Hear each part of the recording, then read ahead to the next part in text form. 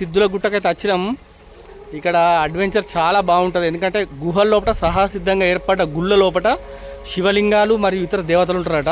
ఇక్కడ ఒక ప్రసిద్ధి చెందిన రామాలయం కూడా ఉంది. మనమైతే ఇప్పుడు వెళ్దాం. Let's start the video.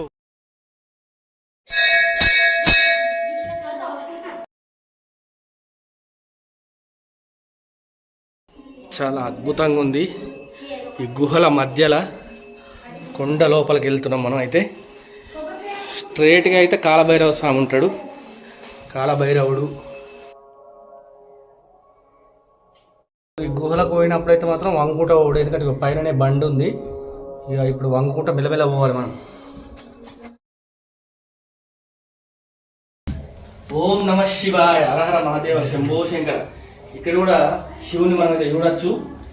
సిద్ధుల గుట్ట అసలు ఇంత బాగుంటుందని తెలియదు. హర హర మహాదేవ్. పైన వస్తే మనకు మొత్తం గుట్ట ఉంటుంది. పైన రాళ్ళతోటి, కింద మాత్రం శివలింగం ఉంది.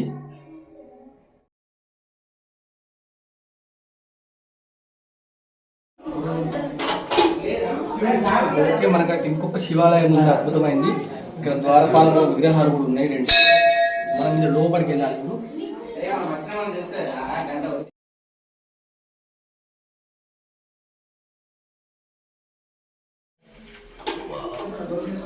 ఓం నమ శివాయ.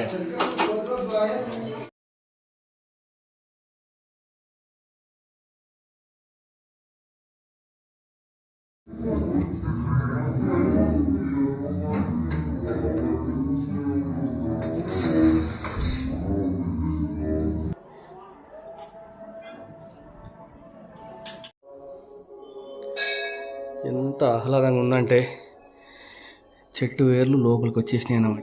చూసిన దోస్తులు సహజ సిద్ధంగా ఎట్లంటే గుడిలాగా ఏర్పడింది అనమాట. బండలతోటే. ఇది ఎవరు కట్టింది కాదు, ఎవరు పెట్టినవి కాదు, సహజ సిద్ధంగా ఏర్పడ్డ గుడి లాంటిది అన్నమాట.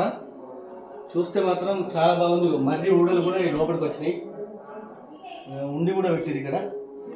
ఓకే, ఇంకా ముందుకెళ్దాం.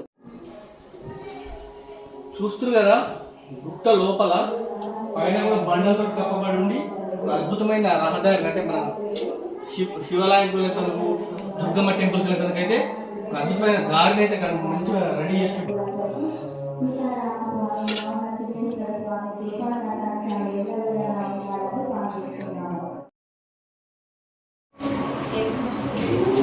డిస్ట్రిక్ట్ అల్లేపూర్ విలేజ్ గ్రామ వాస్తవ్యులు ఊరుగాని గాలి